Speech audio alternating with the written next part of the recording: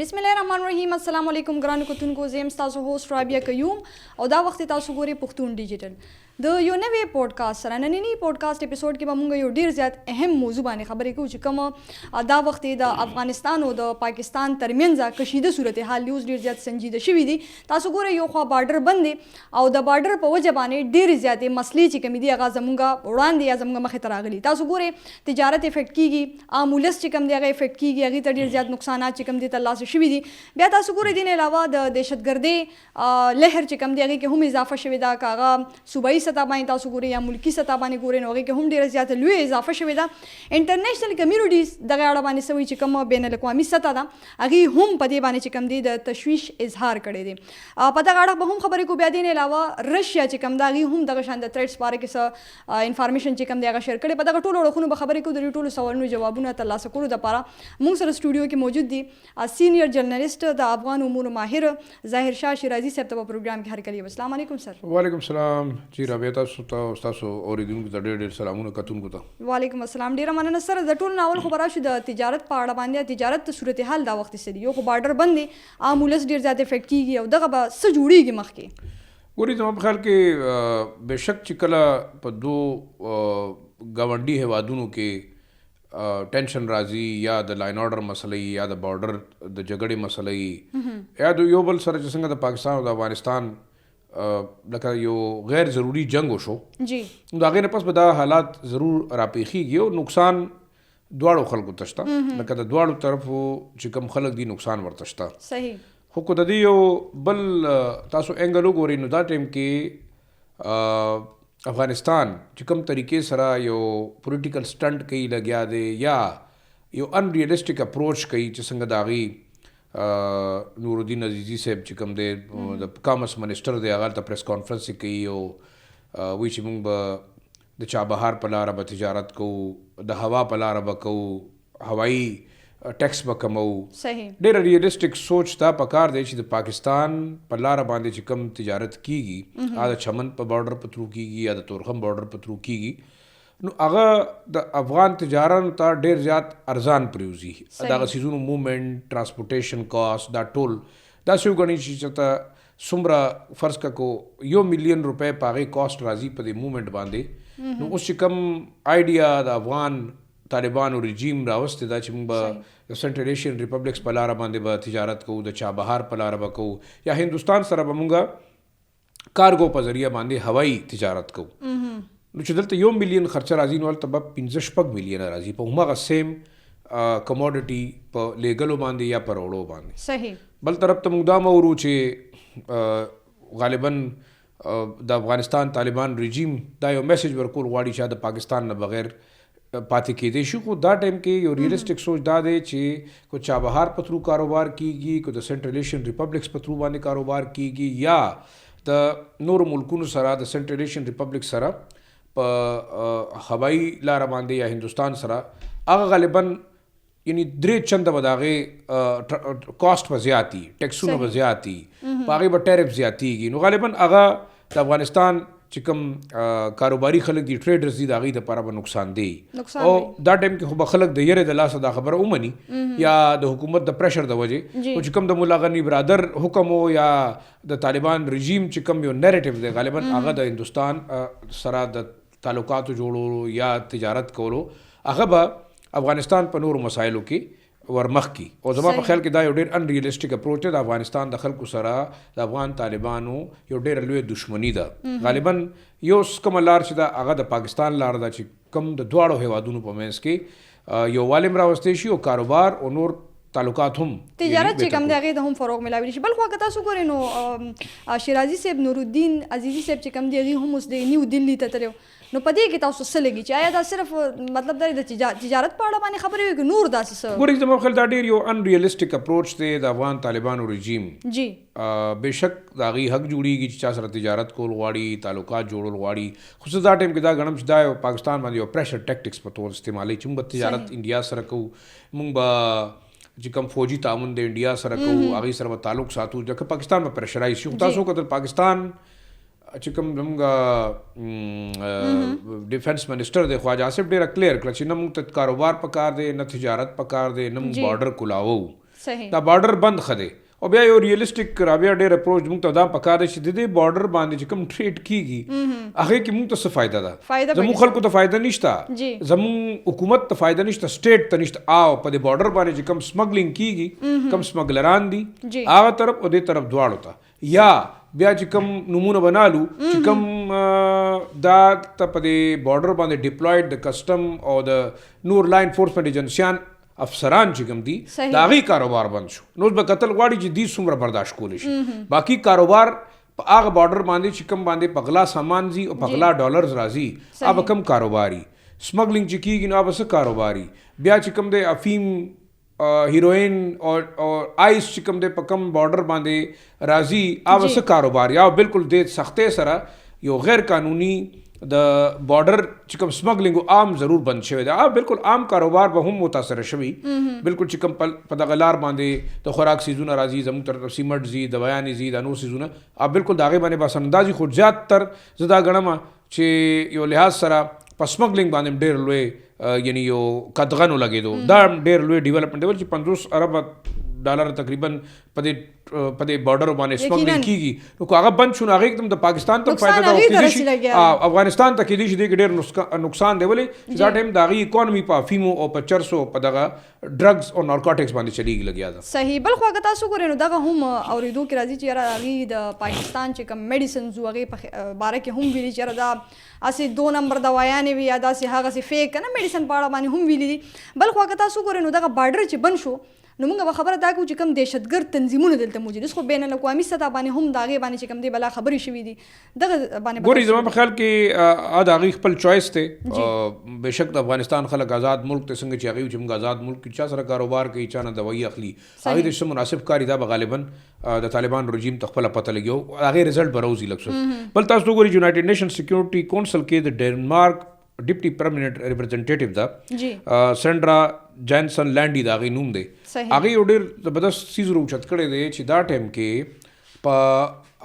افغانستان کې چې کوم ترخګر تنظیمونه دي د ډنمارک ډیپټي ریپرزنټیټیو چې کوم دا چیر کوي هغه آی اس کې آی اس ایل او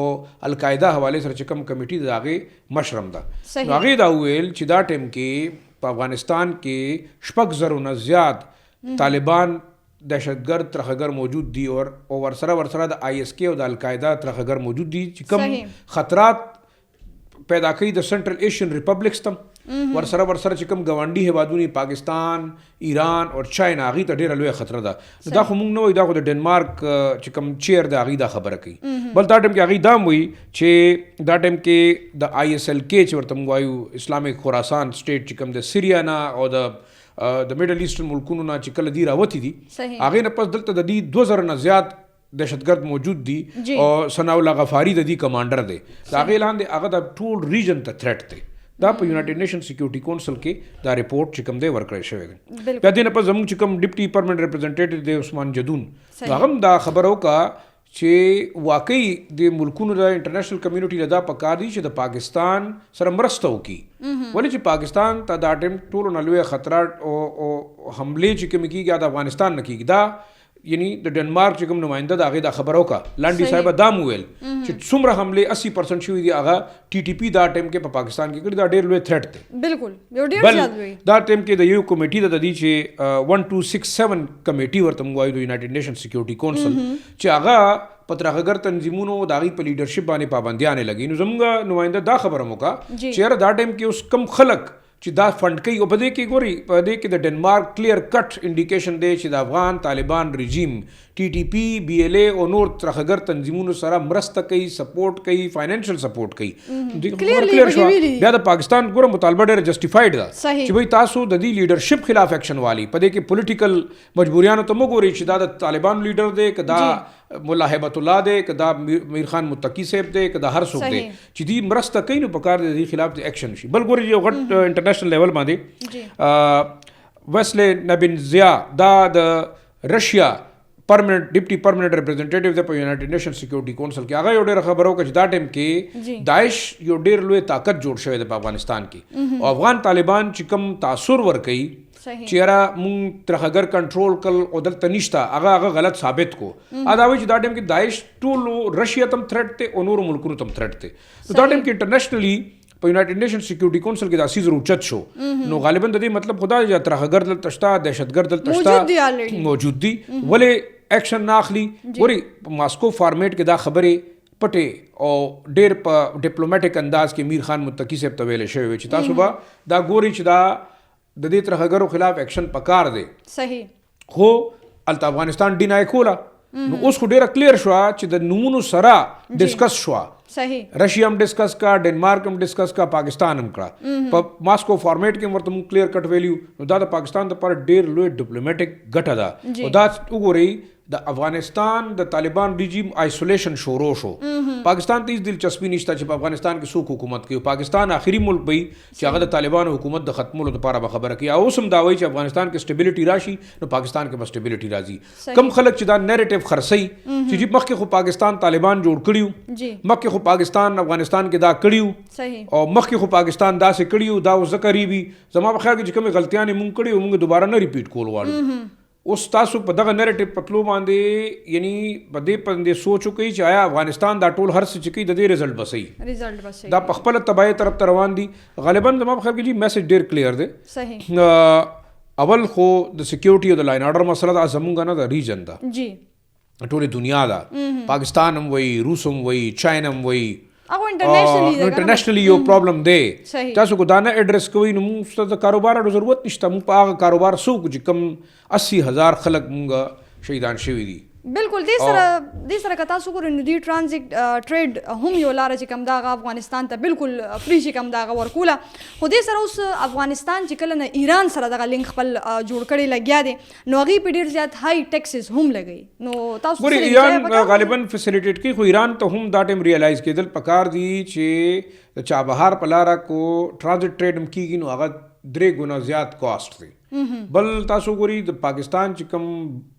لکه سمندري لارې دي هغه د گوادر دا هغه د کراچۍ دا خو هغه مثال خبر نور داسې ټرانزیټ لارې دي د تورخم په لاره او یا د چمن په لاره عمدک فایده مند لاره دا د افغان ټرانزیټ ټریډ دپاره مسایل به وي ایران به نور سہولیات ورکړي خو آیا ایران به د چابهار چې کوم پورټ ته هغه دي ته الاو کړي دي دوباره استعمال کړي د سپاینګ دپاره د هغې خلاف دا یو سوال دی بل دا چې غالبا ایکسپریمنٹ کول یو طرف ته خو ډیر انریلسټک اپروچ ته د افغان طالبانو رژیم د پاکستان سره زما په خیال کې جوړه او تعلق ساتلو کې به د افغان قوم فائدې بل یو خبره دام کلیر کول پکار دي چې ګوري افغان طالبان رژیم چې کوم دی د افغانانو نماینده حکومت نه دی په دې کې تاجک نشته ازبک نشته نور داسې هزاره نشته چې کوم داسې واړه قومیتونو د هغې ریپرزنټیشن نشته نو آیا تاسو دا ټول خلک قربانوي صرف د ټي ټي پي بچ کولو دپاره یا انډیا خوشحالولو دپاره بل ګورئ ټیکنیکل یو ګورئ تاسو تاجکستان په تھرو به کاروبار کول غواړئ د بدخشان صوبې په تھرو به کول غواړئ آیا د هرات په تھرو به کول غواړئ نو دا خو هغه علاقې چې کم ستاسو مخالفینو سره دي په دې به تاسو چې کم کاروبار افغان طالبان چې کوي هغه چې کم ځان ته ریپرزنټ کوي چې موږ د پښتنو نمایندګان یو ګورئ یو ډېر لوی رفت یو ټیکنیکل خبره دا ده چې دا ټایم کې په افغانستان کې چې کم یو نفاق پیدا شوی دا د پښتون او د نان پښتون ولې چې کره هم دا نان پښتانه دا نه غواړي تاجک ازبک هزاره چې هغه د پښتنو تسلط چې کوم د پزان قائم کی بیا هغه د کندهار او د کابل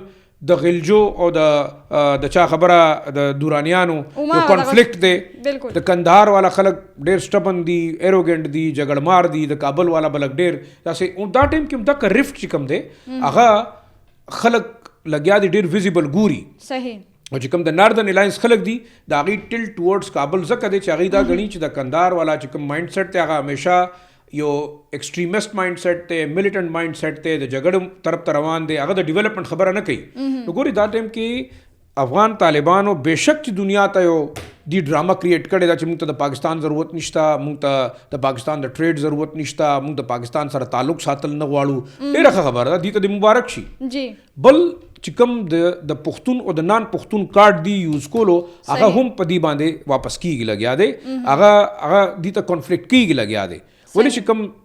غیر پښتانه دي که افغان ريزिस्टेंट فرنٹ ته او کو تاسو افغان ډیپلوماټیک فرنٹ ته هغه د دې خلاف خبرې کوي روچت شوی دي اوپنلی اوس بدخشان کې ګوري پراپر جګړه شوی ده او بدخشان داسې صوبه ده چې ټیکنیکل ډیره ضروری ده تاجکستان ازبکستان پاکستان او چاینا سره دا یعنی بارډر باندې ده نو افغان طالبان با چې کوم ځکه د هغه کنټرول نشته نو کاروبار به څنګه دنیا ته بسویل غواړي بالکل رسی په کومه غو تاسو کوم خبرو کده د طالبانو د افغانستان لخوانه افغانستان کې هم دغه طالبانو قیادت اوس دا ویلي چې کومه پاکستان سره تجارت نه لرو نو پاکستان کې به خلک د لوګي نمړ شي دغه خبره هم کړې ده ډیره زیاته غالبا جی ورته تاسو خبرو کومه د پاکستان او بشک د څه شک نشته چې ډیر لوی کاروبار د پاکستان او د افغانستان په منځ کې کېدو خدا خبره هم ریئلسټیکلی سوچ پکاره ده کې 50% کاروبار جائز کاروبار نو اسمگلینګو هغه په غلا کاروبارو هغه د غلا په لین دینو هغه په هونډي باندې هغه چې کوم دی کومګو ګورو هغه د ډرګز کاروبارو هغه کومګورو هغه د یعنی د نور سيزونو د سمگلینګ کاروبارو بیا د افغان ترانزیت ټریډ والا نیم نه زیات سامان کو هغه د ایران په لار راتلو کو هغه د پاکستان په لار راتلو واپس د پاکستانی مارکیټینو کې به په سمگل صورت کې به خرڅېدو نو هغه خو زموږ اکانومي خپل برباده کړې و بالکل بهشک د کاروبار نقصان شته خو چې غیر قانوني کم ټریډ او د هغې د منې کېدو د وجې هم پاکستان ته ډېره فایده ده او کو انډیویجول ته نقصان یې هغې بچغې وي هغې به خامخا جاړي بل ګوري جي پاکستان او افغانستان کو دا ټایم تو ګوري چې ګاونډي ملکونه کله د دې تعلقات دي کې اکانومي بوسټ کوي بهشک د $1 بلین اکانومي دا په چمن بارډر باندې د مزدورانو مزدوري خراب شوه د ترانسپورټرانو مزدوري خراب شوه د وړو چې کوم ټریډر دي د هغې کاروبار خراب شو بالکل دې نه دویمه خبره انکار نشي کېدی خو دا بارډر اوس چا بند کړی دی آیا دا د افغانستان د طالبانو د غیر یعنی فطري پالیسیانو د وجې دی کو د پاکستان د وجې دی پاکستان خو زه ټریډ کوم زه کاروبار کوم زه دویم در لیږم زه هر څه در لیږم خو یو دوه ډیمانډ دي یو ټي ټي پی بی ایل اے او دهشتګرد به ته رونی سي ته یو بل ډویل خبر درکم څه خبر دام را رواني دي کله کله هم تبصره کو غټ خبر دا دی چې دا ټیم کې د ټي ټي پی چې کوم مشر دی مشر نور ولی مسعود او نور داسې کم خلک جی هغه طالبانو افغان طالبانو سره ډېر په جګړه دي هغې ځکه چې دا ټایم کې هغې وایي چې بھئی تاسو مونږ په سیف هاوسز کې ساتلی یو او مونږ بار نه پرېږدي کمیونیکیشن ته نه پرېږدي الکترونیک کمیونیکیشن ته نه پرېږدي یو خو وجه دا هم کېدی شي چې د پاکستان د پریشر د وجې او دا خبره هم را روانې دي انکنفرم خبرې او بلکې هغې ډېر غوسه دي چې بھئی زموږ ټول نیټورک پاکستان کې ګوري نن پرونم په بنو کې کاروایی شوې ده نن په لکی مروت کې شوې ده نو هغه کمانډ اینډ کنټرول چې کوم هغه هلته غالبا داسې کاري چې غالبا د افغان طالبان هم ډېره ټیکنیکلی کابو کې راوستی دی نو یا خو مجبوري ده یا خو واقعي دي هغې بچکول غواړي نو هغې په کنفلیکټ دي چې ګور ستاسو د وجې تاسو موږ دلته